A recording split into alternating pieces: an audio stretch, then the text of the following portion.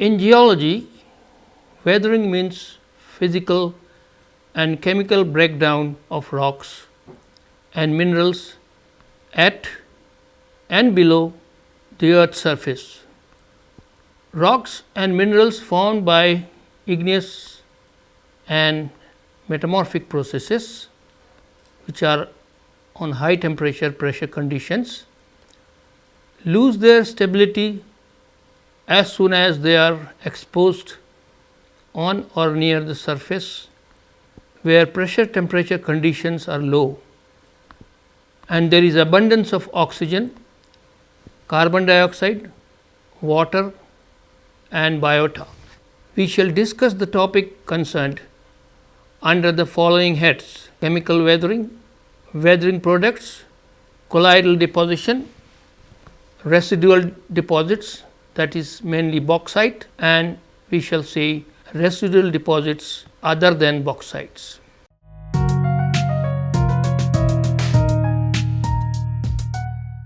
Chemical weathering and mechanical weathering, that is also known as physical weathering, go hand in hand. In fact, the two processes help each other. Mechanical weathering is responsible for the physical disruption of solid rocks, minerals and factors that affect it include geology, including structure, then time, thermal expansion, relief, wind, water, ice, root, salt wedging, burrowing animals and even microorganisms. Physical weathering alone could produce or tin, tungsten, diamond and others hard ore minerals like thorium deposits. Various agents of chemical weathering include water and its dissolved constituents, which is owing to its unique properties, oxygen, carbon dioxide together with chlorides and sulfates derived from ocean and anthropogenic contributions, which includes domestic and industrial waste. Dissolution is thus the stage for chemical weathering when minerals are dissolved into water. Minerals most affected are salts and carbonates, but even silica minerals and silicates are dissolved to some extent. The entire process is rather complicated and involves a number of interrelated processes, quite often working together. These includes hydration, hydrolysis, oxidation, the action of acid, dissolution, colloid formation and exchange reactions. Hydration simply means absorption of water on the surface or in its crystal structure of rock or a mineral. Anhydrite, for example, composition CaSO4 on hydration will produce gypsum CaSO4 2H2O. Hydrolysis, which is a reaction between mineral matter and water, splitting the mineral into two or more products. For silicate minerals, absorption of water is the prerequisite for hydrolysis. Water, when absolutely pure, may cause little damage or decomposition of the mineral kingdom, but in the presence of natural acids, that is carbonic acid being the most common and alkalis, becomes a potent solvent. Hydrolysis works faster in acidic water. Carbonic acid in the presence of water will react with, for an example, a common mineral like feldspar, and it will produce a clay mineral which we call kaolinite, and releasing potassium ions and bicarbonate ions and also a dissolved silica. Oxidation occurs in aerated environment as oxygen of the air in presence of water combines with minerals to form oxides. Minerals containing ferrous or manganese ions are specially susceptible to this kind of decomposition, and resultant minerals with higher valency oxides are formed. Rust, the coloring agent of many rocks, minerals and soil, is the best example. Iron minerals like pyrite on oxidation produce sulfuric acid, which further hastens the process of chemical decomposition. Oxidation generally is limited above the water table, but oxygen rich water percolating below the water table can oxidize far below the water table. Carbonation is extremely useful in hastening chemical decomposition. Carbon dioxide present in air, water, soil unites with minerals, converting them to carbonates and bicarbonates, which are easily soluble and thus are carried away. Water combining with carbon dioxide produces carbonic acid. Exchange reaction involves absorption of ions present in the aqueous phase onto solid particles. Particles are exchanged and removed, and thus making new mineral species. Nature of cations, anions, present, pH of the systems are the controlling factors. Biologic agents, namely root system and microorganisms, play a very important role during chemical weathering.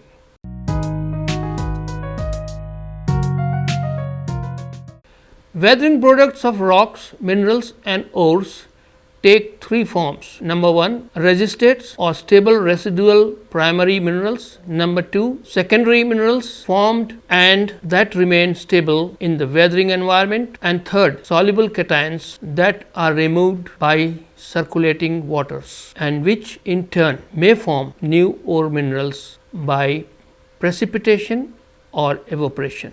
Before considering each of these separately, we need to look into the summary of the fate of primary rock forming minerals when they are subjected to weathering agents totally.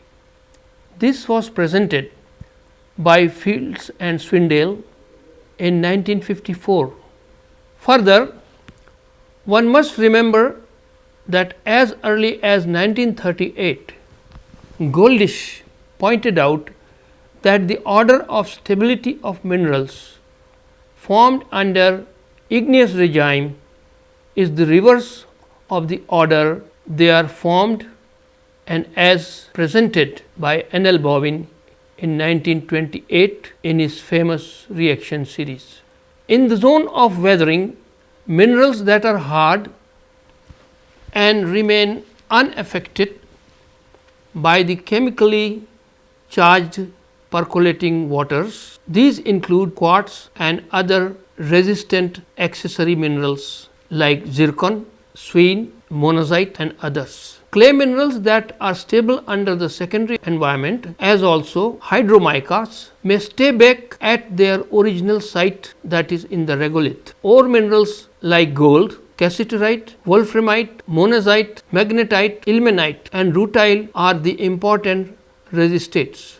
These may, however, be carried away as detrital grains by physical weathering agents.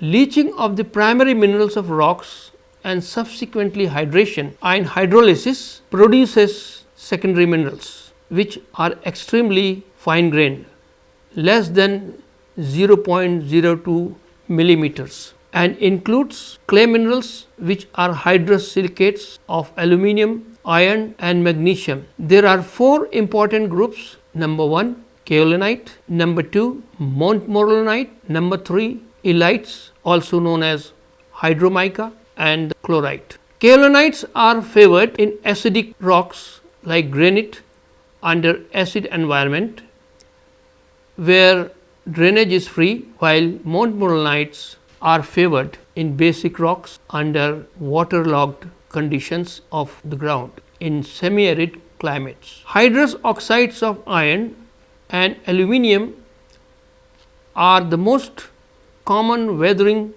products under humid tropic climates.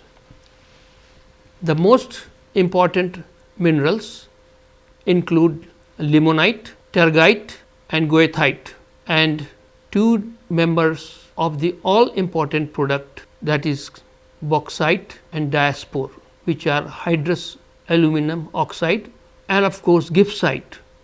Soluble products that are removed from the site of weathering will naturally depend upon the composition of the parent rock and of course on the existing physico-chemical conditions. It will be calcium, magnesium and carbonates if the parent rock was calcareous.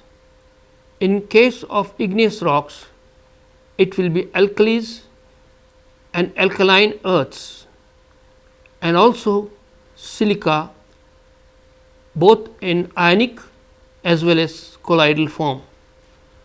Proportion of these constituents will depend upon the nature of the rock, whether it is felsic, mafic or ultramafic. Granites, argillaceous sediments and schists will release more of sodium and potassium, while it will be magnesium and calcium if the rocks are mafic.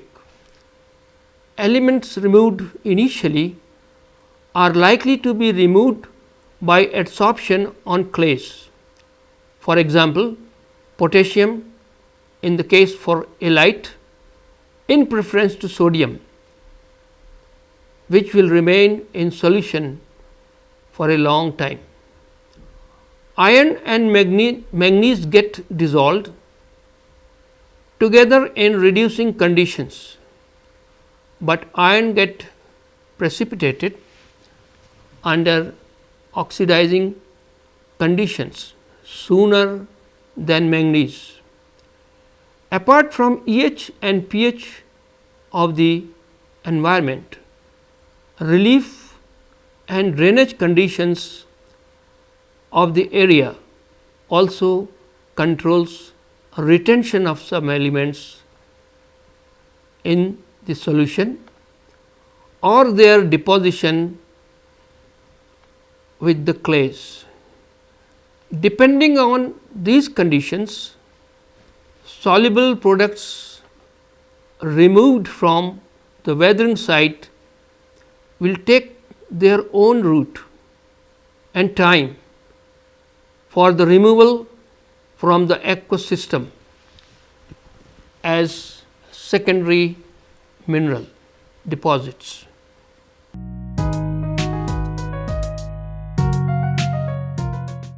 A word about colloidal state is in order. Colloidal state is a subdivision of size and particles are generally multimolecular. There may be three types of colloidal systems, like in smoke, which is a solid gas mixture, or fog, which is a liquid gas system, and emulsions, which is liquid system, and salts, gels and pastes, which are solid liquid systems. The last system, that is salts, is of much interest in sedimentary process. The particle may range anywhere between 10 raised to minus 3 to 10 raised to minus 6 millimeter and are electrically charged. There are colloids with positive charge. Negatively charged colloids include silica, vanadium pentoxide, manganese dioxide hydrate and humus colloids, and of course sulfide salts. Ferric hydroxide is unique in this case, as it can acquire both positive or negative charges depending on the way it was formed. It is now believed that silicates, the most important members of the igneous rocks, are also decomposed. Even silica and alumina for a short while make true solutions, which on aggregation of ions make colloidal sized clusters. To begin with, these clusters are amorphous, but with aging turn into clay minerals that have definite crystal lattice. Phyllosilicates like muscovite and biotite, without breaking down, may change into other clay minerals directly. colloidal deposition of minerals and ores, though not so well understood, has many examples. Coliform habit of ores and minerals has been generally considered as a proof of colloidal deposition.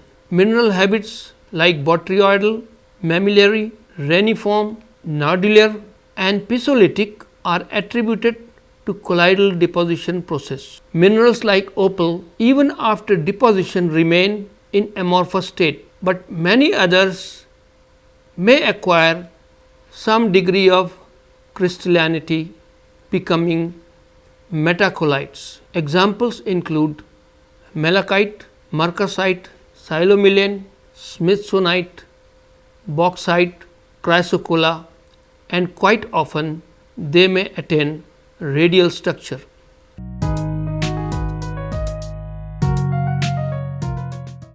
As the name indicates, these are components of the earlier rocks left in situ. Once the lighter and more soluble mineral matter is washed away, in the equatorial and tropical regions of the world, where temperatures are high and rainfall heavy, this process is very common. Such tropical weathering products are known as laterites. When laterite is nearly pure aluminum hydroxide, it is called bauxite, which is the chief ore of aluminum.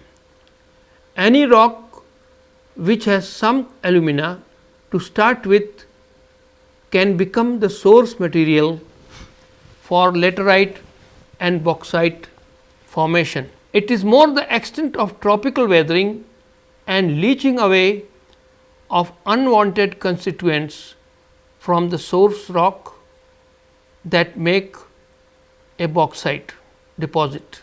The term bauxite derived its name from Les Baux de Provence, a locality in southern France, and was formerly considered as an amorphous clay minerals with a composition of aluminum hydroxide with water molecule. It is off-white or grayish brown or yellow or reddish brown in color. Principal mineral constituents are gibbsite, boehmite and diaspore with free silica, salt of iron hydroxides and clay minerals. Younger bauxites, that is in age, are generally gibbsite rich, while the older ones are richer in boehmite and diaspore.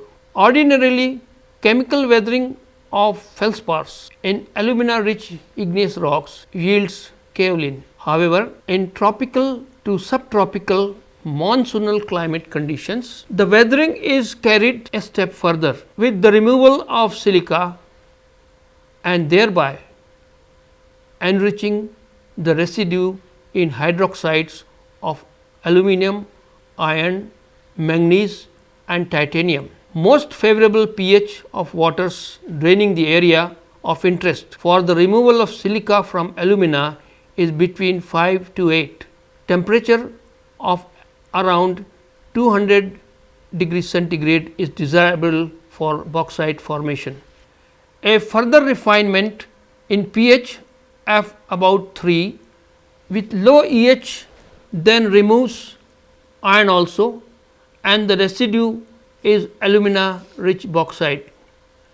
Geologically, bauxite deposits are divided into 3 categories: upland or high level bauxite, which are also called blanket deposits, are confined to tropical regions on high plateau, as are fairly thick up to 25 meters. Deposits of Ghana, Guinea, India and southern Queensland, Australia come under this category. Low level bauxite lie along the coastal tracts in tropical regions and are thinner, only up to 8 meters. Karst bauxites are generally older in age, that is Paleozoic to Tertiary, and are developed on the karst-like surface of limestones and dolomites, generally in the form of pockets. The West Indian and the Mediterranean bauxites come under this category. Most of the world's large deposits were formed during Middle Cretaceous to Middle Eocene times, though the one in Spain is formed in Devonian rocks, while those of Croatia are Triassic in age. Deposits from India, Brazil, New Guinea, Malaysia and Dominican Republic all belong to Tertiary to recent times. There was a very favorable climatic condition from late Mesozoic to Tertiary times that favored bauxite formation.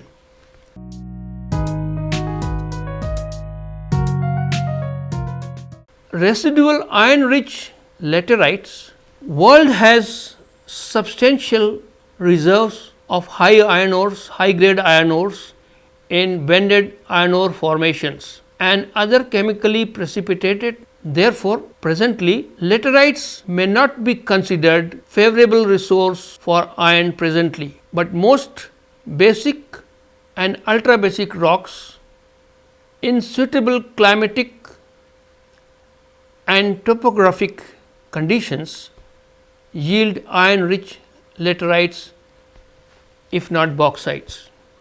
Occasionally, they may be sufficiently iron rich and useful trace elements like chromium, nickel and titanium, which could be won as byproducts should these huge lateritic covers round the world be used as a source of iron in future. Presently, their use is only as construction and road metals. The second type of deposit which comes under this category are residual nickel deposits. Ultra basic rocks contain large amounts of nickel between 1000 to 2000 ppm respectively. Weathering of such rocks in the tropics gives rise to nickel rich laterites, which constitutes a good source of nickel ore. In fact, it has better potential than even the magmatic nickel deposits of the world, and the first commercial production of nickel came from such a source in New Caledonia way back in 1876. A typical profile through nickel rich laterite deposits in New Caledonia is illustrated, where nickel, after being dissolved quickly, gets reprecipitated on iron minerals or may form nickel rich micaceous minerals. There is always some amount of cobalt with lateritic nickel deposits. All the three deposits discussed need the following requirements. Number 1, the ore minerals sought should be insoluble. 2, the unwanted minerals be soluble. 3, topographically the region be flat without high relief so that the desired components are not washed out. Geologically speaking, the area should have been stable, which provide more time for residual processes towards completion. And 5th, climatic conditions be favorable, preferably tropical monsoon or Mediterranean type with high rainfall.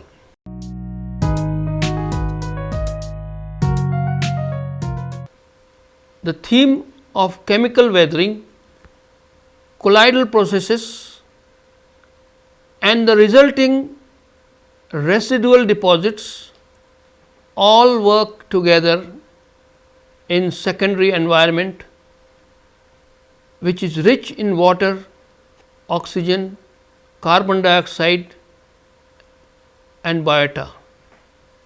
These work to decompose and leach the early formed rocks and minerals, while soluble products are carried away and with proper change in physico-chemical conditions will get oxidized as chemical precipitates of iron and manganese ore deposits, for example. What remain still soluble in the aqueous system will ultimately become an evaporite deposit like that of gypsum, carbonates or potash and others. I hope you have learned something on these three interrelated processes that produce some of the useful ore deposits of the world. Thank you.